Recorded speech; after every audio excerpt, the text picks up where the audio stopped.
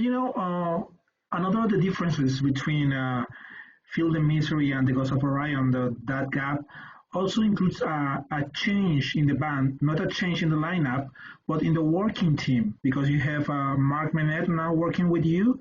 And I was thinking, after all these years working with Max, what's really different to have another producer or a different person mixing and mastering your albums, your songs?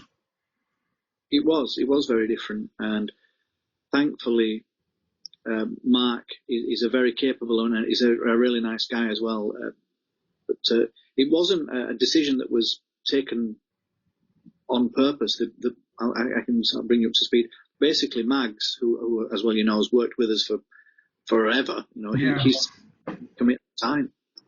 He has a normal job where he teaches Pro Tools, and he became busy over it. He works in Manchester, England, and simply commit time to us, and we couldn't basically find a time where he was free and we were free and he was free. It was very difficult, and in the end, he said, "Look, I'm just going to make this easy for you. I'm going to back out. I can't do this album," which is a terrible, terrible shame for us. We really didn't want that to happen, and we thought, oh, what are we going to do now? Because we were so used to working with him. I mean, he was a member of the band, effectively, no question about that. So when we were introduced to Mark and then found out that he was actually a good guy and he knew what he was talking about, it was a great relief.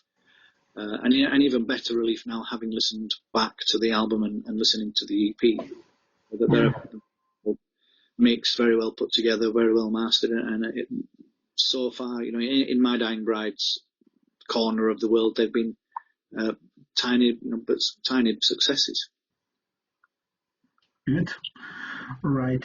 And regarding DCP, there are more changes per se, because Misery has been the conceptual theme of My Dying Bride in most of their releases, but on DCP it seems that it's mixed with something like romance or passion and even sex. So, do you feel like something refreshing to have to talk about these themes right now on DCP? Oddly enough, Aaron left me some brief, not instructions, but if he said, "Look, you wrote the music, so you can talk about the music. That's fine." So, if they speak about lyrics, he said, "Oh, just tell them it's and I'll read it out because it's good." He said, "It's two opposing forces waging war against each other, fiery lovers." And then he says some words that I probably can't say over. But fiery lovers, that was his muse for this. So you can imagine what fiery lovers might do in the company of each other. And he wrote it down, I'm reading it now, and I can't repeat that. But anyway, so yes, I think, let's face it, My Dying Bride has concentrated, if you will, even without realizing it, on the darker elements of people's relationships, I suppose, in more than one album and so on. So breaking away from that, but still keeping the music very heavy and very, sort of in our realm of the sort of darker, doomier sort of tones. We have stepped away, or Aaron has actually stepped away just a little bit. I doubt many people will notice, though, to be perfectly honest. I'm sure it's suitably grim. Right. And if you have to compare the Ghost of Orion and this new EP, do you see more similarities and differences? I mean, for example, the song A Purse of Golden Stars, which have a spoken word, that's really cool.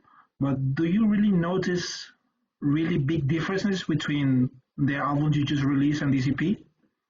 No, and there's a reason for that. And most of these songs were more or less complete at the same time as the album.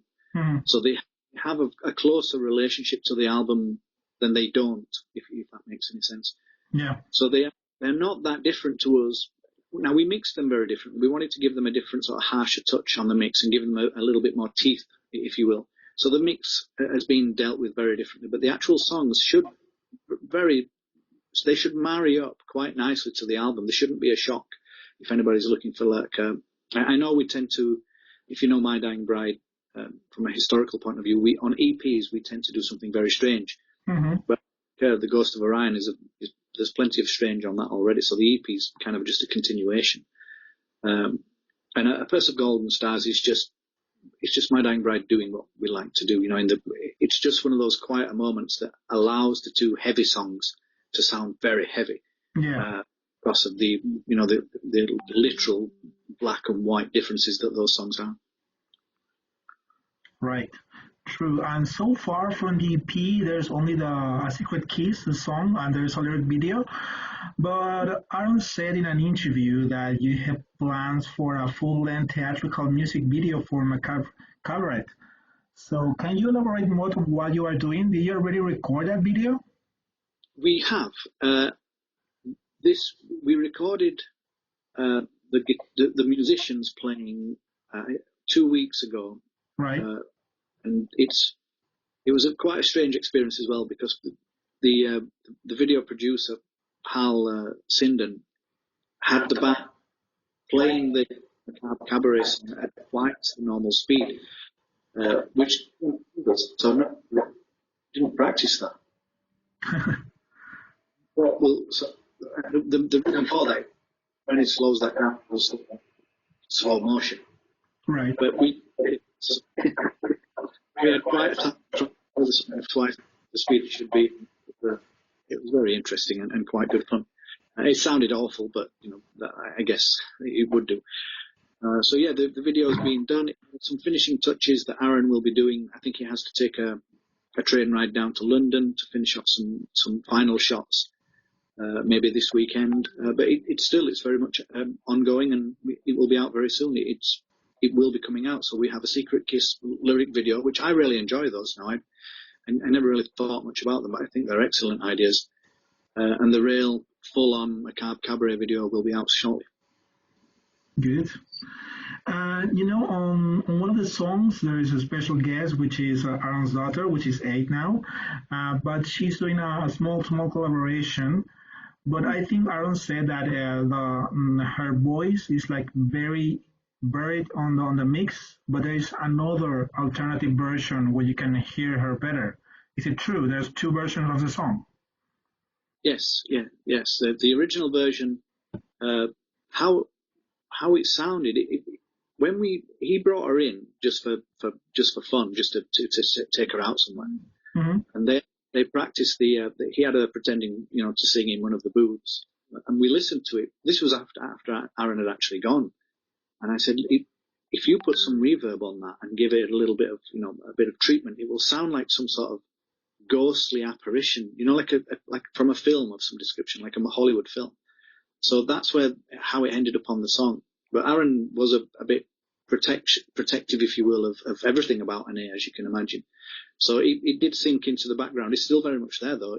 I don't think you have to struggle too much to hear it. That ghostly voice of hers is in the background.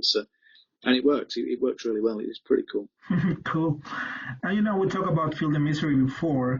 It was much celebrated that Calvin returned for that album, but he later left again last year. But nothing more was said about he leaving the band. So what actually happened? Well, I think nothing was said because we didn't. When he left, he refused to speak to us anymore. Mm-hmm. And that was quite odd because we didn't have a fallout. There was no big argument. There was no, discussions of anything. It was really quite strange. And I just got a text saying that he probably wasn't coming to rehearsal. And it sounded a bit odd, did this text. So I said, what's going on? And then the text turned into emails. And then in the email, he just said, I'm standing down and blah, blah, blah. And I said, why? What was? And I was really shocked. I mean, I really was. And I thought, no way, this can't be true. That we haven't done anything. He hasn't fallen out with anybody. There's been no arguments at rehearsal. And it was strange. And he just left and he wouldn't take my calls.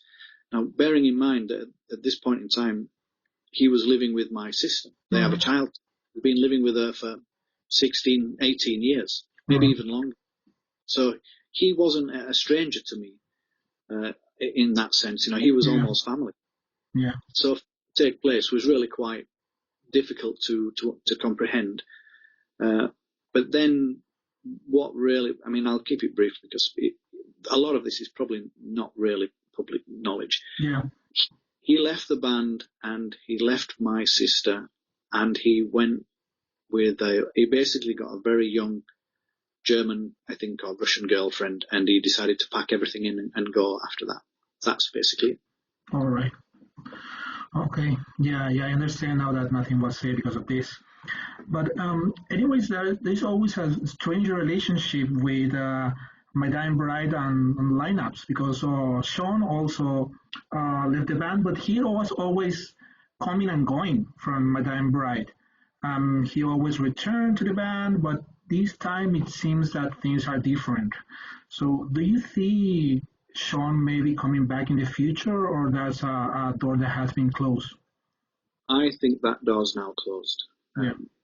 In fairness to Sean, he kept he had some trouble, but we weren't aware of this. And I won't go into too much detail, but he had a lot of mental anxiety that he was dealing with that we were unaware of.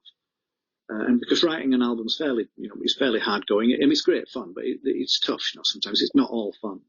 And I think the pressure because we were coming up to recording the album, and drums were first. And I was speaking to him, and I said, "When can we book you in? We're sort of ready. We'll go in and we'll start recording and we'll start having some fun. It'll be great fun."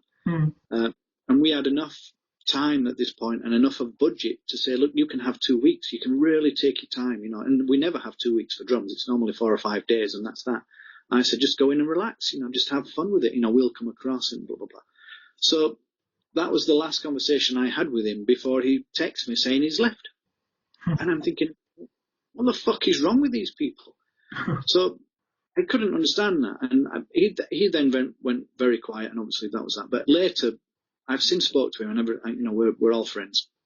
And I have spoke to him on a number of occasions since. And he said, "Look, I'm sorry, but he had some conditions in the background that he couldn't talk to us about that meant he just couldn't do it. But he just didn't, or couldn't tell us. It was really quite strange. And we've just had to sort of be adult about it and say, look, okay, you had some issues that you had to deal with. It would have been nice to have been told the truth. But, such is life. That's water under the bridge now. But I really don't think we'll be dealing, giving Sean not necessarily another chance. I think it's too much for him. I think he likes bands at a certain level and he can cope with that. My Dying Bride is very serious in some respects. Yeah. And pressure got to him. Or maybe the pressure of My Dying Bride added to his already personal pressure that we weren't aware of at the time. So it was very sad for us because, again, everybody's looking at each other saying, what are we doing wrong here? And I'm looking at Lena and Sean, the violinist, saying, am I doing something wrong here? Are you two leaving? And they go, no, I don't see why they keep, why they've left. Sean, the violinist was saying, I don't understand why he's left. There's nothing, and they're in the rehearsal room with us all the time. And that's the only place we meet. Yeah. It's really quite strange. And it shocked me, and it made me, I thought, we must be doing something wrong. We must be. But the more I spoke to Lena and Sean, the violinist, they said, it's not us.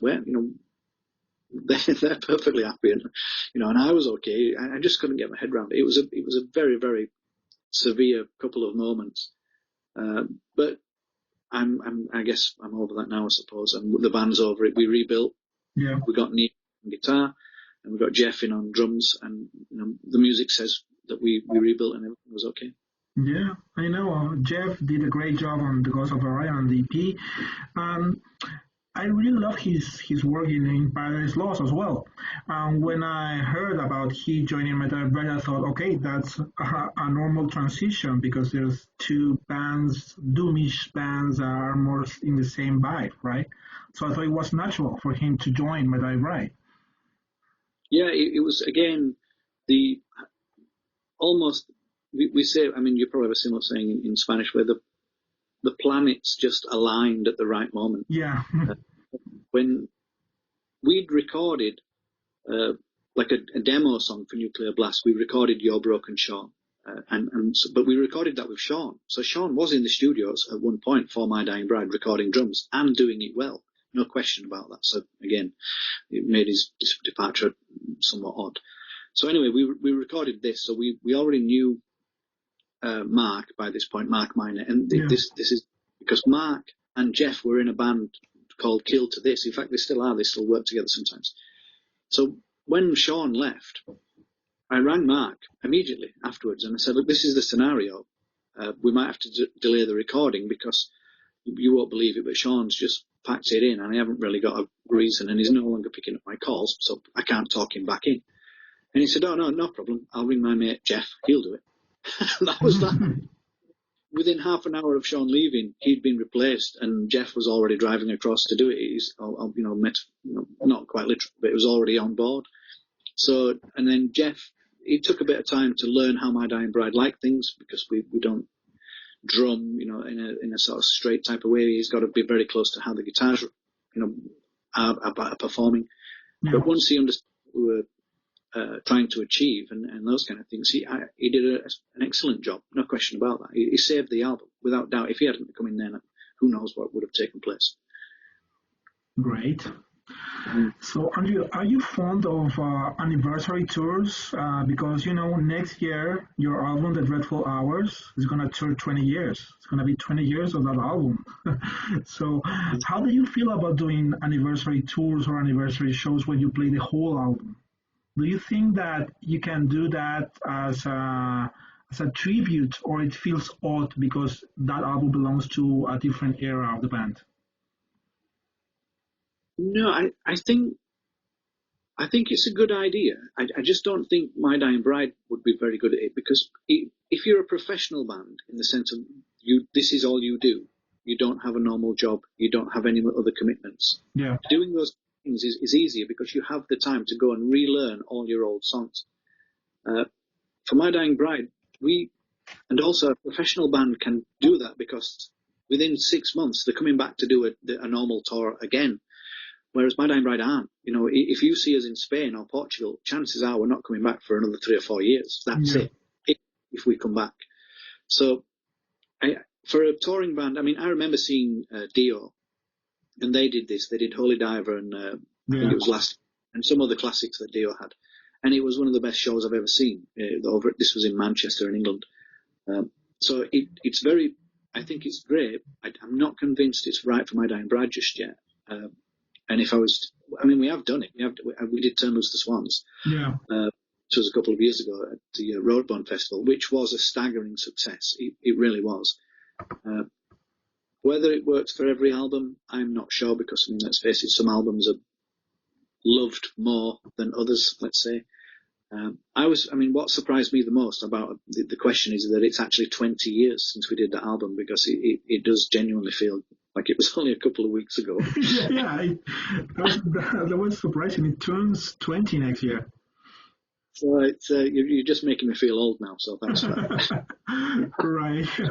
Well, Andrew, just to finish the interview, as you mentioned Spain and Portugal before, and it's true that you don't tour a lot, and especially on these places, it's very hard to see you, right? But it was much talk about, it was just a rumor, but it was talk that maybe My Dying Bride is going to headline a small but very dedicated festival in Madrid, which is Madrid is the Dark. Because, that was true. Yeah, and we are thinking maybe you are again in talks with the organization to do it, or people it's just rumors for so far, but we don't know if this is going to be actually. I can't quite remember which reason caused us not to do that, whether it was COVID or something to do with Aaron's daughter, because we've had so many setbacks that they're all beginning to feel like one now. Yeah. But yeah, we were definitely in talks with that one, and the band itself was because we were hoping to get on, I think, at the same time as November's Doom. Yeah. Talking to Paul from November's Doom, he was saying, "Oh, you've got to play this, and I said, "I think we are. Keep it quiet, but I think we are." Well, because it wasn't confirmed then, but we were talking in the background. So, but then something it fell through for some reason. So the answer to that is yes. I know all about that, but I reckon that Madrid is the Dark stole that name from our She is the Dark song, so we have to play that. Yeah, for sure. The festival is always in December, and for sure this year it won't be celebrated. The organization already said that, but maybe next year, because most of the tours that are planned now for next year, they are not even for the summer. Everything is being postponed right now. So I don't think that summer festivals, for example, will be celebrated next year. But I think that maybe for fall or winter next year, this could be possible. That would make sense. I have to admit, I don't want to, I don't know, to worry too many people, but I've got a sneaky suspicion. I don't know what it's like. I mean, I've been watching the sort of news, not completely, but I know Spain's been very strict. Yeah. I think unnecessarily strict as well. And Britain is becoming strict. And again, I think because we're not seeing an outbreak here. We're not seeing people lying in the streets dead. Yeah. No one I know knows anybody that's died. No one they know knows anyone that's died. So there isn't this epidemic that they're claiming in the news is out there. So something, but regardless of that, I think there's potentially that they might keep these restrictions rolling through into the middle of next year. Just to, I don't know what I've got my opinions on what the political outcome of this will be, but I won't say. Yeah. But yeah, so I think later next year is probably a fair appraisal of the situation. I think our governments are far too far enjoying the power right now, because it's certainly not about a virus anymore. They're not looking at the numbers properly.